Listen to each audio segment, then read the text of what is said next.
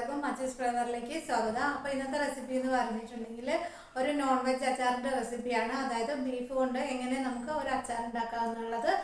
അപ്പോൾ ഇതിൻ്റെ ഇൻഗ്രീഡിയൻസും പ്രിപ്പറേഷനും എല്ലാം നമുക്കൊന്ന് കണ്ടു നോക്കാം. അപ്പോൾ ബീഫ് അച്ചാർ ഉണ്ടാക്കാനായിട്ട് ഞാനിവിടെ ഒരു 300 ഗ്രാമോളം ബീഫ് എടുത്തിട്ടുണ്ട്. അപ്പോൾ ചെറിയ കഷ്ണങ്ങളാക്കിയിട്ട് എടുത്തിട്ടുണ്ട്. ഇനി ഇത് കുറച്ച് മഞ്ഞൾപ്പൊടിയും ഉപ്പും കൂടെ ചേർത്തിട്ട് കുക്കറിലൊന്ന് വേവിച്ചെടുക്കുക. ബീഫ് ഇതേപോലെ വേവിച്ചെടുത്തിട്ടുണ്ട്. അപ്പോൾ അതിൽ കുറച്ച് വെള്ളമുണ്ട്, അതൊന്ന് നമുക്ക് ഒന്നുകൂടെ വറ്റിച്ചെടുക്കണം. ആ സമയത്തേക്ക് നമുക്ക് ഇതിലേക്ക് ഒരു 1/2 ടീസ്പൂൺ ഇഞ്ചി വെളുത്തുള്ളി പേസ്റ്റും പിന്നെ ഒരു 1/2 ടീസ്പൂൺ ഗരം മസാല കൂടെ ചേർത്ത് കൊടുത്തിട്ട് ഒന്ന് നന്നായി മിക്സ് ചെയ്തതിന് ശേഷം ഈ വെള്ളമെല്ലാം ഒന്ന് വറ്റിച്ചെടുക്കണം.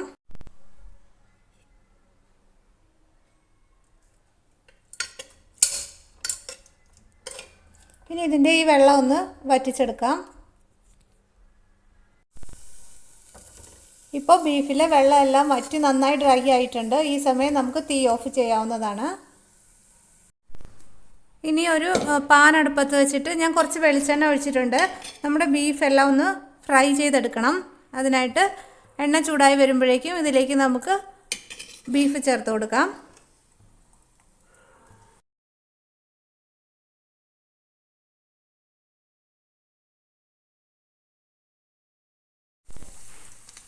ഒത്തിരി ഡീപ്പ് ഫ്രൈ ആയിട്ട് പോകണ്ട, ഒന്ന് ചെറുതായിട്ടൊന്ന് ഫ്രൈ ആയി എടുത്താൽ മതി.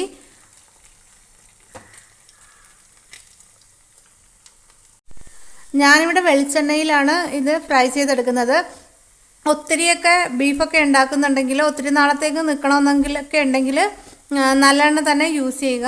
അപ്പോൾ ഒത്തിരി നാൾ കേടുകൂടാതെ സൂക്ഷിക്കാൻ പറ്റും. ഇത് വളരെ കുറച്ച് മാത്രം ഉള്ളതുകൊണ്ടാണ് ഞാൻ വെളിച്ചെണ്ണയിൽ ആക്കിയെടുക്കുന്നത്.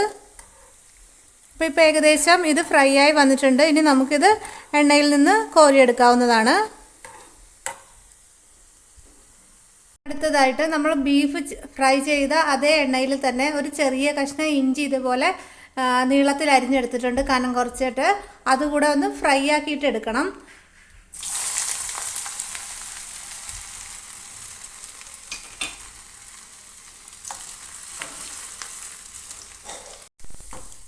ഇഞ്ചിയും വെളുത്തുള്ളിയും എല്ലാം ഇതേപോലെ ഒന്ന് ഫ്രൈ ചെയ്തിട്ട് ഇതിലേക്ക് ചേർത്ത് കൊടുക്കുമ്പോൾ നല്ലൊരു ടേസ്റ്റുമാണ്. പിന്നെ കൂടാണ്ട് ഒത്തിരി നാൾ നമുക്ക് കേടുകൂടാണ്ട് സൂക്ഷിക്കാനും പറ്റുന്നതാണ്. ഇതിപ്പോൾ ഫ്രൈ ആയിട്ടുണ്ട്. ഇതിൽ നിന്ന് കോരിയെടുക്കാം നമുക്ക്.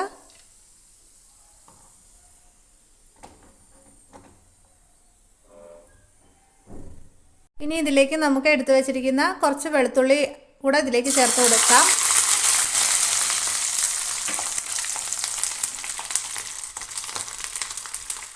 ഇത് നേരത്തെ ഇഞ്ചി ഫ്രൈ ചെയ്തെടുത്തതുപോലെ ഒന്ന് കളറൊക്കെ നല്ല ബ്രൗൺ കളർ ആകുന്നത് വരെ ഒന്ന് ഫ്രൈ ചെയ്തെടുക്കാം. ഇപ്പോൾ വെളുത്തുള്ളി ഏകദേശം ഫ്രൈ ആയിട്ടുണ്ട്. അപ്പോൾ ഇതും കൂടെ ഇതിൽ നിന്ന് കോരി മാറ്റാം.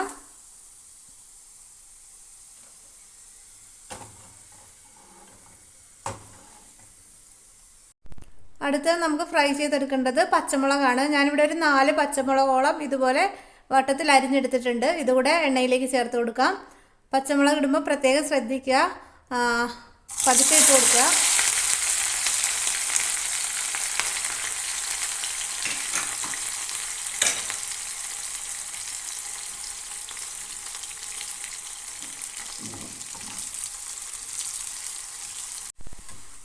പച്ചമുളക് ഒരു പകുതി ഫ്രൈ ആകുമ്പോഴേക്കും ഇതിലേക്ക് നമുക്ക് കറിവേപ്പില ചേർത്ത് കൊടുക്കാം. ഒരു 2 തണ്ടോളം കറിവേപ്പില ഞാൻ എടുത്തിട്ടുണ്ട്, അതുകൂടെ ചേർത്ത് കൊടുക്കുന്നുണ്ട്.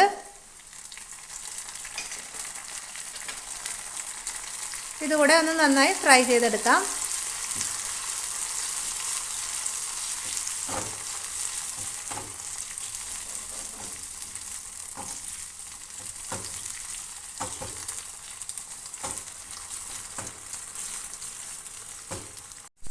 പച്ചമുളകും കറിവേപ്പിലയും നന്നായി ഫ്രൈ ആയി വന്നിട്ടുണ്ട്. ഇതുകൂടെ ഇതിൽ നിന്ന് കോരിയെടുക്കാവുന്നതാണ്.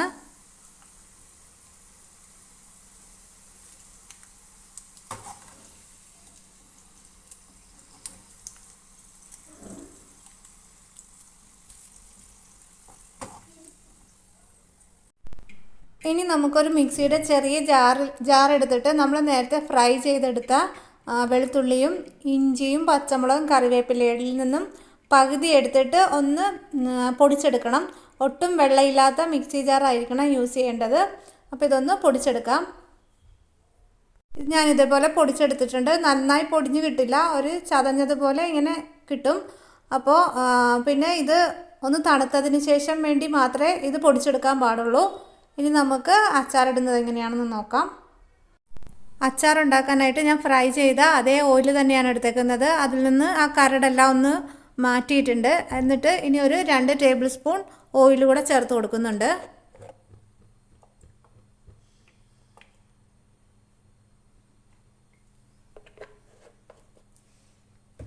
ഇനി എണ്ണ ഒന്ന് ചൂടായതിന് ശേഷം നമുക്ക് ഇതിലേക്ക് പൊടികൾ ഇട്ട് കൊടുക്കാം. ഇപ്പോൾ എണ്ണ നന്നായി ചൂടായിട്ടുണ്ട്. അപ്പോൾ നമുക്ക് ഇതൊന്ന് തീ ഓഫ് ചെയ്തതിന് ശേഷം നമുക്ക് ഒന്ന് പൊടികൾ ചേർത്ത് കൊടുക്കാം, അല്ലെങ്കിൽ പെട്ടെന്ന് പൊടികളെല്ലാം കരിഞ്ഞു പോവും. അതുകൊണ്ട് ഇതൊന്ന് ഓഫ് ചെയ്യാം നമുക്ക് തീ. ഇനി നമുക്ക് പൊടികൾ ചേർത്ത് കൊടുക്കാം. ഇപ്പോൾ ഇതിൻ്റെ ചൂടൊന്ന് കുറഞ്ഞിട്ടുണ്ട്. ഇനി ഇതിലേക്ക് ആദ്യം തന്നെ മുളക് പൊടി ചേർത്ത് കൊടുക്കാം. ഒരു 2 ടീസ്പൂൺ മുളക് പൊടി ചേർത്ത് കൊടുക്കുന്നുണ്ട് ഞാൻ.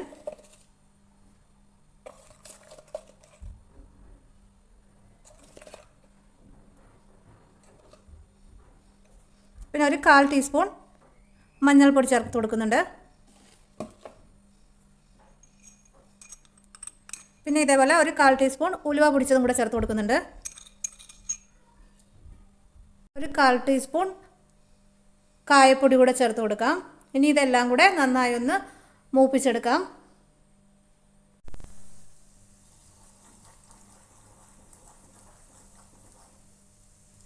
പൊടികളുടെ പച്ചമണം ഒന്ന് മാറിയതിന് ശേഷം ഇതിലേക്ക് നമ്മൾ നേരത്തെ തന്നെ പൊടിച്ച് വെച്ചിരിക്കുന്ന ആ പൊടി കൂടെ ഇതിലേക്ക് ചേർത്ത് കൊടുക്കാം.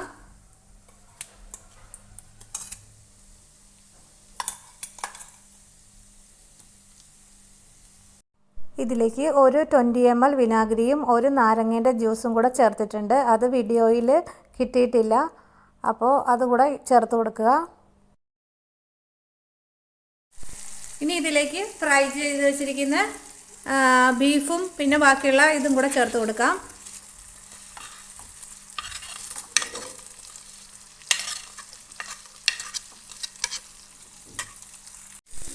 ഇനി ഇതെല്ലാം കൂടെ നന്നായി ഒന്ന് മിക്സ് ചെയ്യുക.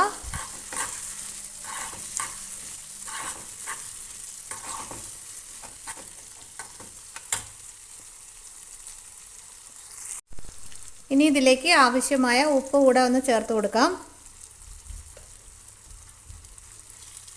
എല്ലാം കൂടെ നന്നായി ഒന്ന് മിക്സ് ചെയ്ത് കൊടുക്കുക.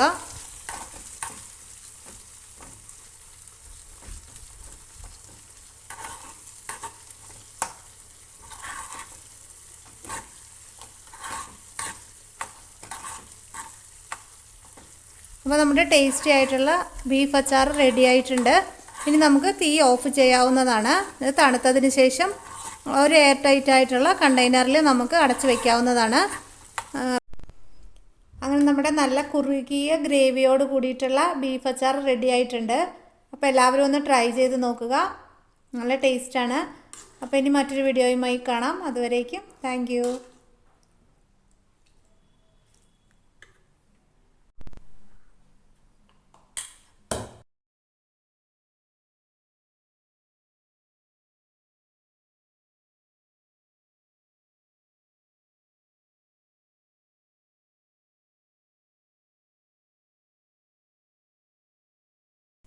അങ്ങനെ നമ്മുടെ ടേസ്റ്റി ആയിട്ടുള്ള ബീഫ് അച്ചാർ റെഡി ആയിട്ടുണ്ട്. അപ്പോൾ എല്ലാവരും ഒന്ന് ട്രൈ ചെയ്ത് നോക്കുക, എന്നിട്ട് നിങ്ങളുടെ ഫീഡ്ബാക്ക് കൂടെ അറിയിക്കുക. പിന്നെ കൂടാതെ വീഡിയോ ഇഷ്ടമായാലും ഒന്ന് ലൈക്ക് ചെയ്യുക, ഷെയർ ചെയ്യുക, കമൻറ്റ് ചെയ്യുക, സബ്സ്ക്രൈബ് ചെയ്തൊന്ന് സപ്പോർട്ട് ചെയ്യുക. അപ്പോൾ ഇന്നത്തെ വീഡിയോ ഇത്രയേ ഉള്ളൂ. അപ്പോൾ ഇനി മറ്റൊരു വീഡിയോയുമായി കാണാം. അതുവരേക്കും thank you and bye bye.